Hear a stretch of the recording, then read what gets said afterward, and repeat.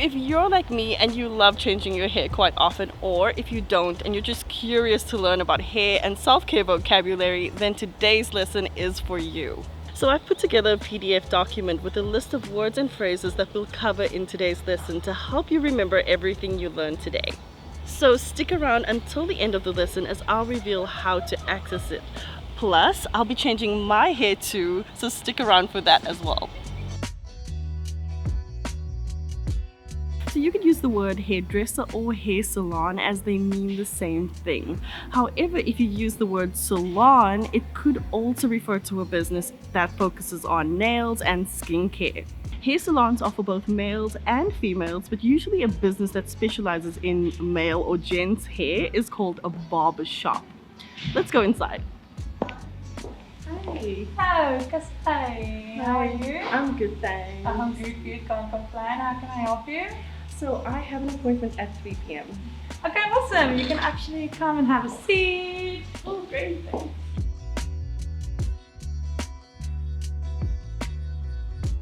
So today I'm doing a tint. I'm coloring my hair. I feel like my hair is a bit dark, so I kind of want to do it a little bit lighter. Just like a shade lighter. Yeah, I won't suggest bleach because obviously your hair is not going to curl as well.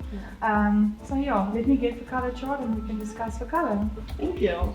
So I'm about to change my hair color, and I could say that I'm tinting it, I'm dyeing it, or I'm coloring it. And these words are often used interchangeably because they kind of mean the same thing, but they do have some differences.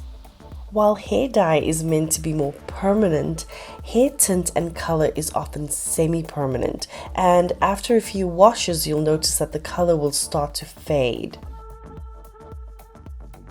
You're going to do your roots with a number 6, and then your roots and middle ends to ends with a 6 and 7. Okay. So if you're enjoying this lesson so far, why not hit the subscribe button and bell down below so you never miss out on any of our fun lessons. So when it comes to hair, we often categorize them according to length. So long, short, or medium length hair. So this is a trim. And you might be wondering, what's the difference between a trim and a haircut? So a haircut is changing the style and shape of your hair completely, while a trim is helping to maintain the style and the shape of the cut, as well as removing damage. A fade is another one that you might hear a guy or girl get if their hair is quite short. It's a gradual changing in length of the hair. Then we have a buzz cut, which is basically short all over. So a crew cut is similar to a buzz cut, but it is a little longer on top. An afro is a mass of tight curls around the head. And lastly, we have the mohawk, which is long hair on top of the head styled straight up using products such as gel or mousse to hold it in place. So today we saw a lot of different hairstyles here in the salon, where we have people with curly hair, short hair, long hair, lots of different hairstyles. And a hairstyle that I also love to do is braids. I love different types of braids, long, short, thick, thin. Braids are one of my favorite hairstyles and quite common here in South Africa as well. So another style that I absolutely love is locks. It's hair that is twisted tightly to form strands, and it's really beautiful. So here we have hair highlighting. So highlighting and low lighting is changing a person's hair color using lightener or hair color to lift the levels of brightness of the hair strands. So here we have a flat iron or hair straightener, and it can be used to straighten or curl hair.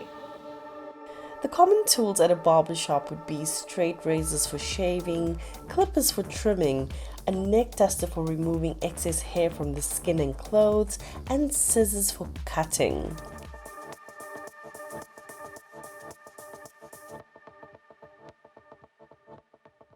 So if you want to cut to the chase when it comes to your English learning and learn the words and expressions that native speakers actually use every day, then I have just what you need, our Real Life English app. you'll have access to real-life conversations with our podcast where we talk about how to best learn English, culture, movies, and so much more. The best part is that you can practice with transcripts and flashcards every week. You never again have to feel like a lost and insecure English learner. So download it now for free by clicking up here or down in the description below, or simply search for Real Life English in your favorite app store. Okay, so while I wait for my color to process, I thought I'd teach you some of my favorite hair expressions. So if you describe a situation as hairy, you mean that it is exciting or worrying or rather frightening. For example, after he was fired from his job, he was in a hairy situation. So the next expression is to wash someone out of your hair, which means to end a relationship. For example, after they broke up, she washed him out of her hair. So the next expression is hair-brained, and some people might think that it refers to hair on your head, but it actually refers to a hare as in the animal that looks similar to a rabbit. So if something is harebrained, it is reckless and not well thought out. So another expression that I really love is to let your hair down, which means to relax and enjoy yourself and not to worry about anything. As soon as her vacation started, she let her hair down. So here are a few tips that might be different about getting your hair done in an English-speaking country. Firstly, make sure that you have an appointment and that you arrive a few minutes earlier. This is a common courtesy, and it means that if you arrive late, the person who has an appointment after you will also have to start their appointment later. Bring photos of what you would like the hairstylist to do. This helps the stylist know exactly what you want. Be ready to speak English. I think one of the best parts about going to a hair salon or a barbershop is those conversations you have with your stylist. Stylists are always ready to talk and share.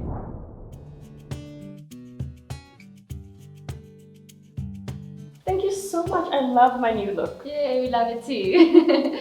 Yeah, so we'll see you again in 2 months for your retouch up. Definitely. See you then. Perfect. Take care. Thank you. Bye.